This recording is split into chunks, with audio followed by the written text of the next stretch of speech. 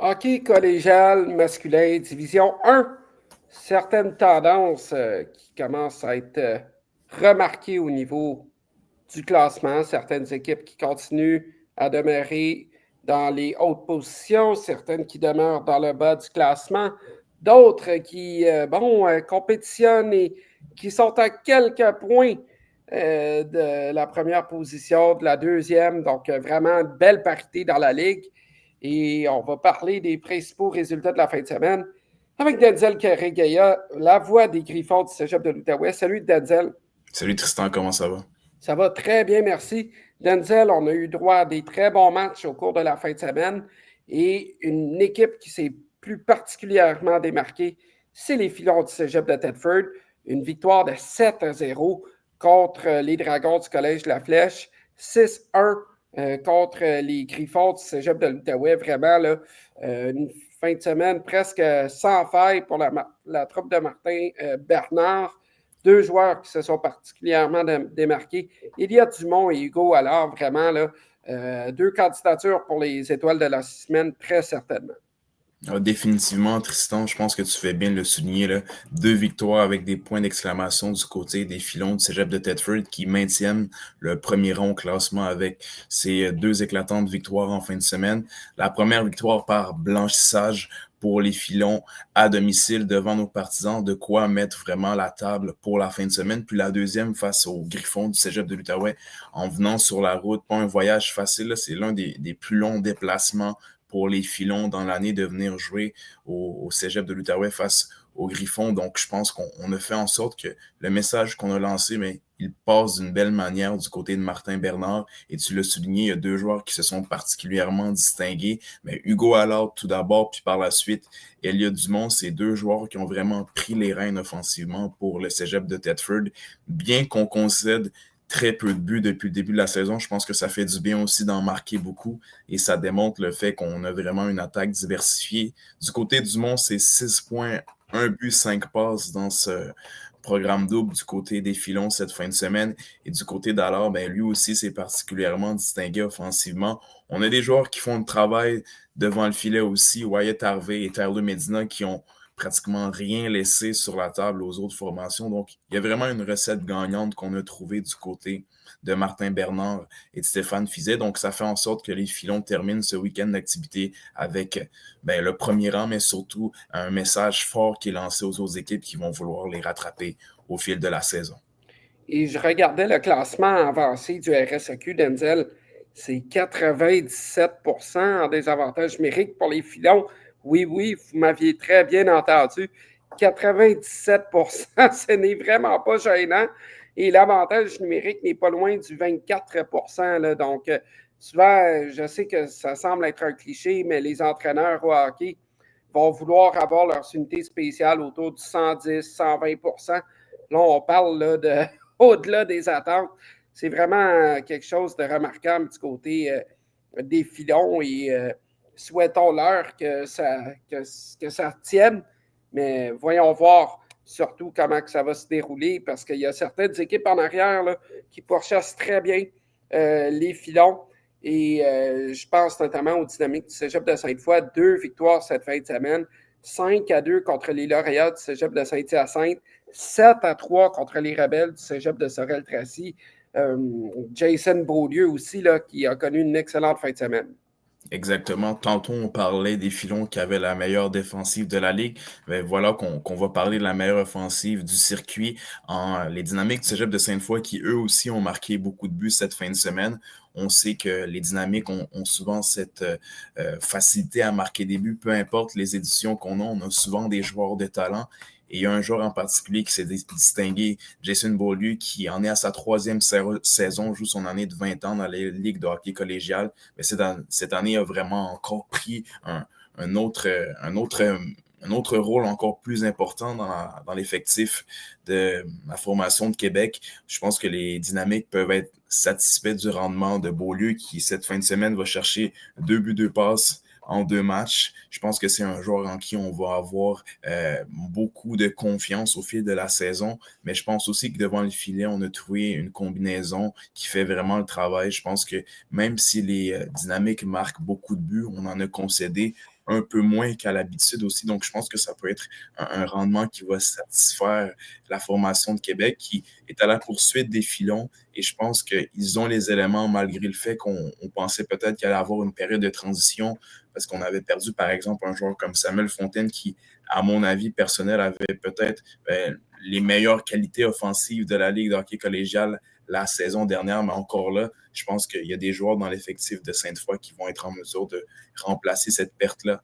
Et je pense que les dynamiques vont être à prendre au sérieux. Et j'ai très hâte de voir si on sera en mesure d'être constant. Je pense que c'est souvent ça qui a fait en sorte que le Cégep de Sainte-Foy, à des années, on a été en mesure de voir qu'il y a une certaine baisse de production à certains moments clés dans la saison. Donc, j'ai hâte de suivre de finalement être capable de continuer sur cette lancée-là et être capable de pouvoir continuer week-end après week-end de marquer beaucoup de buts et d'avoir ces joueurs-là comme Jason Beaulieu qui font le travail, des joueurs comme Jérémy Gagnon qui ont aussi poursuivi sur Oui. bon travail. Donc, il y a vraiment un beau bassin de joueurs en qui les dynamiques peuvent faire confiance dans cette saison 2025-2026. Et tu fais bien de parler des années précédentes des dynamiques. Je me rappelle très bien les années de l'entraîneur-chef Christian Larue. Bon, ça date d'avant la pandémie, mais quand même, Christian avait toujours des éditions prêtes, avait des équipes qui étaient axées sur l'offensive. Il y a plusieurs de ces joueurs, d'ailleurs, dans ces années-là, qui se sont retrouvés à un plus haut niveau. Donc, c'est vraiment une équipe qui est axée sur l'offensive. Et tu faisais bien de mentionner du côté de Thetford l'équipe de Division 2 qui est en quelque sorte pour développer des joueurs pour les amener au niveau Division 1. Eh bien, on en voit plusieurs dans différentes équipes qui ont commencé dans le Division 2 et qui sont maintenant dans la Division 1. Je pense à quelques joueurs, notamment du côté du Boomerang. Je pense à Antoine Dupont, Vincent Brunet et Maxime Leroux, pour ne nommer que ceux-là. Justin Nardoni, son année de 20 ans d'ailleurs. Puis du côté de Thetford, il y en a plusieurs aussi. Là. Donc, ça montre la pertinence de la Ligue Division 2 qui est en dessous du Division 1, Denzel. Oui, certainement que pour ces formations-là, ça devient un avantage. Il y a des équipes, par exemple, qui ont emboîté le pas dans les dernières années. On n'a qu'à penser aux Janois du Collège d'Alma. Oui. On n'a qu'à penser aussi aux Dragons du Collège La Flèche qui font leur entrée au niveau Division 2. Donc, tous ces programmes-là qui vont pouvoir bénéficier d'avoir, on va dire, une quarantaine de joueurs qu'année après année, on peut former dans notre identité, puis que on est capable au fil et à mesure d'offrir des minutes de qualité à ces jeunes-là pour qu'ils puissent continuer leur développement. Puis dans la finalité, mais l'objectif est toujours de jouer dans la meilleure équipe possible. Je pense qu'on peut être en mesure de performer, que ce soit avec des joueurs qu'on produit dans notre programme ou bien ceux qui arrivent, mais je pense que c'est un avantage net qu'on peut avoir pour certaines équipes, étant donné que les joueurs veulent performer pour faire partie de la meilleure équipe possible.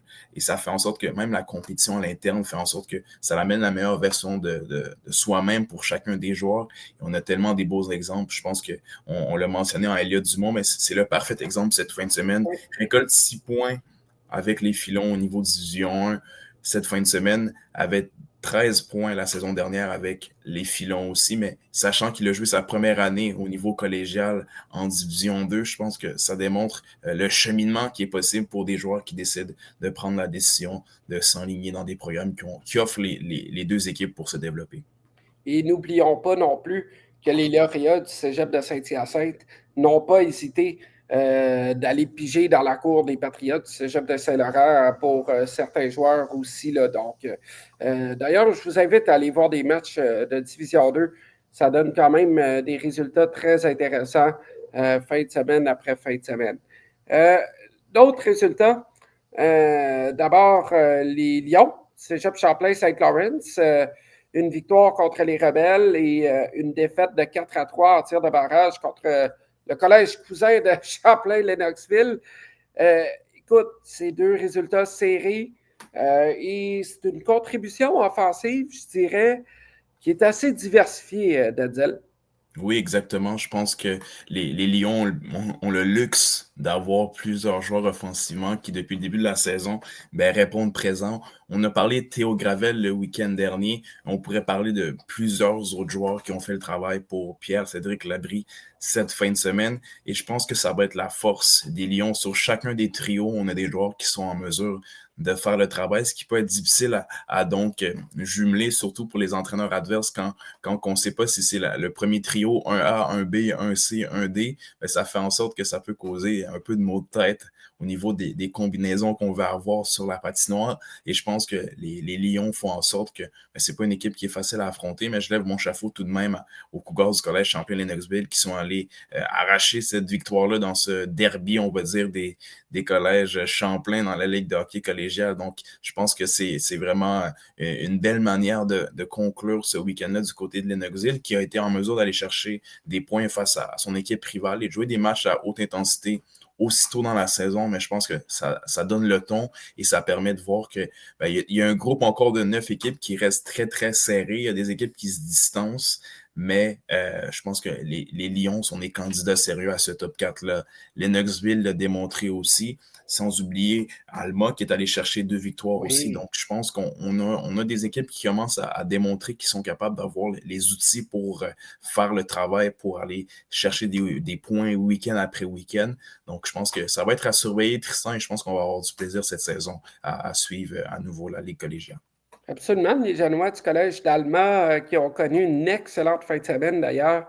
Une victoire de 7-3 contre les lauréats du Cégep de Saint-Hyacinthe et une victoire de 5-3 contre les Cougars du Collège Champlain-Lennoxville.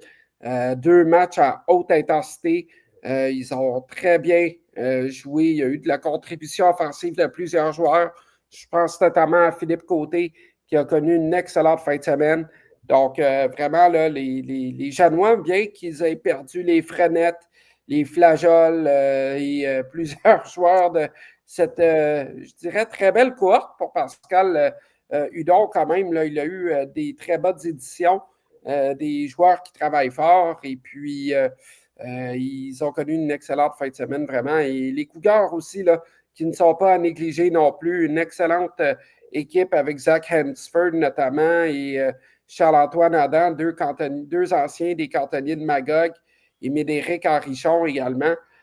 Donc, c'est une autre équipe, 2 autres équipes à surveiller. Je vous dirais que toutes les équipes sont à surveiller dans le circuit collégial. Vraiment, là, c'est très beau à voir. Et finalement, il y a eu également un match du Boomerang contre les Patriotes, un match à très haute intensité. Le Boomerang a remporté la victoire 4-2. C'était 4-1 jusqu'à environ 50 secondes avant le match, avant que Charles Broomfield vienne marquer le deuxième but des Patriotes. Les buts du Boomerang, là, Dupont-Bessette, Quinton, Hérissé, Saint-Laurent, Thériault. Dupont-Bessette, d'ailleurs, qui a effectué un retour au jeu cette fin de semaine après qu'il se soit blessé pendant le camp d'entraînement. Et je vous dirais que le Boomerang, bon, troisième période difficile contre les Patriotes. Deuxième, ça a très bien été. Première, le Boomerang se cherchait un peu, les 2 équipes s'étudiaient, mais le Boomerang a fait quand même du très bon travail dans cette victoire-là. Un but en avantage numérique, un but en désavantage numérique. Donc, les unités spéciales qui commencent à porter fruit. Et ça va être intéressant de voir qui seront les 3 étoiles de la semaine, Denzel. Plusieurs candidatures de qualité. On vous les a présentées, là, Dumont du côté de Thetford, Allard du côté de Thetford également. Donc, ça va être intéressant, mais le classement, Denzel, on voit certainement des tendances. Je pense, bon, au filon, les dynamiques, Saint-Laurent, Alma, Outaouais, vraiment 5, 6, 7 équipes là, qui se battent pour les hautes positions. Et dans le bas du classement, ben, ça commence à se dessiner tranquillement, pas vite, avec Lionel Groux, Saint-Laurent et La Flèche. Certainement pas des débuts de saison espérés pour ces 2 équipes-là. D'ailleurs, Saint-Laurent sont sur une séquence de 6 revers consécutifs d'Hetzel. Quelles seront les solutions pour ces équipes? C'est ce qu'on se demande, je crois, je pense, pour ces 2 formations-là qui connaissent des débuts de saison plus difficiles. Je pense que du côté des Dragons, on connaît certainement où est-ce que en ce moment, ben, il y a une certaine, ben, il y a un certain manque au niveau offensif. On a seulement 12 buts marqués en 9 parties jouées à Tristan. Je pense que c'est pas assez pour espérer gagner des matchs. Et ça fait en sorte que on devra trouver une manière d'animer cette offensive-là. Je pense que c'est un besoin qui devient criant pour les Dragons dans ce début de saison? Est-ce qu'on a le joueur qui peut prendre en charge cette offensive-là? C'est vraiment ce qu'on doit se poser comme question en ce moment. Les Dragons qui ont vraiment joué des matchs intéressants. Je pense que la défaite de 7-0 face au Cégep de Thetford vient leur faire très mal. Peut-être que c'était un match qu'on avait encerclé comme étant un match point de bascule dans la saison. Malheureusement, ça n'a pas été le cas pour la formation de Vincent Dumont. Pour les Dragons, je pense qu'il va falloir essayer de relativiser les choses. La saison est quand même jeune, mais en même temps, on ne voudrait pas que les déboires offensifs fassent en sorte qu'on connaisse encore des séquences plus difficiles. Et du côté des Patriotes, on en a glissé un peu un mot la semaine dernière, mais je pense qu'on vit une période de transition et on sait comment ça peut prendre du temps des fois. Et peut-être que dès que les choses vont être mises en place, bien que Christophe Brunet n'arrive pas avec une expérience qui est tout autant différente. Je pense que c'est un joueur qui connaît un entraîneur qui connaît bien l'identité des Patriotes, connaît très bien les rouages de l'organisation, mais arrivait quand même dans une position qui n'est pas facile de devoir refaire tout le recrutement, d'avoir un nouveau staff qui est mis en place pour travailler avec cette équipe-là, qui est quand même relativement jeune. Oui, on a quelques vétérans, mais il y a beaucoup de joueurs qui en sont à leur premier coup de patin dans la Ligue de hockey collégiale. Donc, il va falloir faire en sorte que les premiers matchs, on devait certainement s'attendre à ce que ça soit un peu plus difficile. Et je pense qu'on était bien conscient de cette situation-là du côté du Cégep Saint-Laurent. Donc, j'ai hâte de vous suivre si on sera en mesure de rebondir. Mais je pense qu'il y a des signaux qui ont été envoyés quand même du côté des Nordiques, du collège Lionel Groux. Ils n'ont pas joué un mauvais match face aux Griffons du Cégep de l'Outaouais, même s'ils ont échappé le match. En fin de rencontre, on avait une avance de 2-0, arrivé à la mi-rencontre sur la route au complexe Branchot-Brière, mais on l'a échappé en fin de rencontre, puis finalement, ça s'est joué en tir de barrage. Donc, le match qui aurait pu basculer de tout bord, tout côté. Donc, pour la formation de Charles Dupéry, je pense qu'on est dans une position où est-ce qu'on sent qu'on a une équipe qui peut peut-être faire la différence dans les prochaines semaines, et ça fait en sorte qu'on n'est pas si loin non plus de revoir cette équipe des Nordiques qui peut être dangereuse. Il y a des très bons éléments et je pense que j'ai un joueur en particulier à nommer, mais Isaac Junot va être un des joueurs les plus dangereux dans cette ligue-là. J'ai vu la manière dont il s'est comporté à Gatineau face aux Griffons. Je pense que c'est un défenseur qui est très mobile et tellement rapide dans certaines situations et capable de sortir des situations qui sont difficiles. Donc pour Junot, je pense que c'est peut-être l'élément qui pourra faire la différence dans certains matchs pour les Nordiques. Et j'ai très hâte de suivre la manière dont les Patriotes et les Dragons seront en mesure de rebondir parce que ce n'est pas des mauvaises équipes de hockey. Vraiment pas. Puis ce n'est pas très inquiétant non plus, là. Ces équipes-là sont bien encadrées et ont les ressources nécessaires pour éviter d'être dans la cave ou du moins d'éviter d'être en dessous de la barre des 500. Donc, j'ai hâte de voir la suite des choses d'Hetzel. Des très bons matchs qui s'en viennent lors de la prochaine fin de semaine. Pardon. Le tout commence jeudi soir à Blainville. Saint-Laurent qui va affronter les Nordiques. Ça va être intéressant. Les matchs vendredi, à compter de 19h30, La Flèche contre Saint-Laurent du côté de Val-Bélair. Alma contre Saint-Hyacinthe, ALP Gaucher. Et puis à 20h vendredi, Thetford qui rend visite au Cougar du Collège Champlain-Lennoxville. Samedi, 2 matchs. Alma contre les Rebelles à 13h, Colisée-Cardin.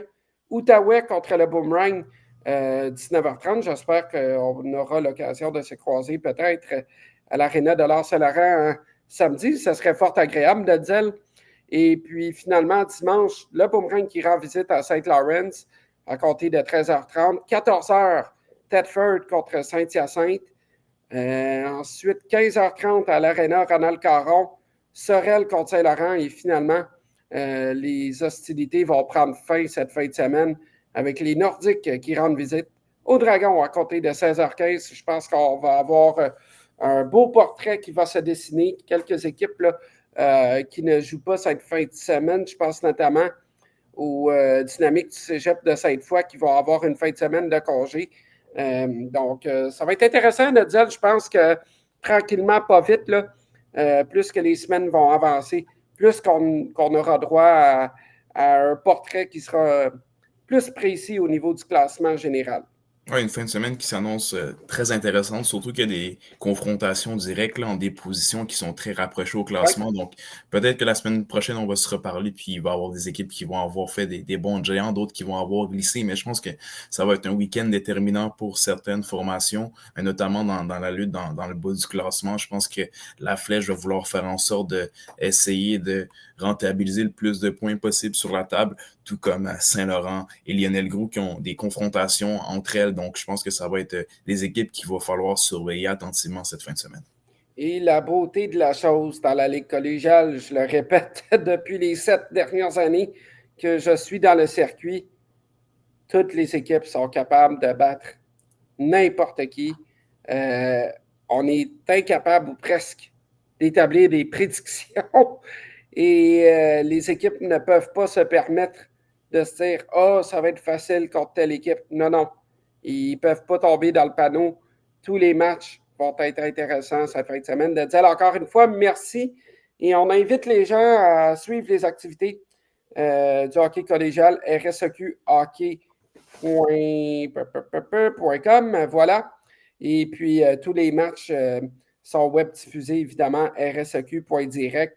Donc, vous pouvez suivre les différents matchs. Il y a certains circuits, il y a certaines équipes d'ailleurs qui sont web diffusées et qui ont des équipes de description. Donc, je salue tous nos collègues à travers le circuit s'ils nous écoutent.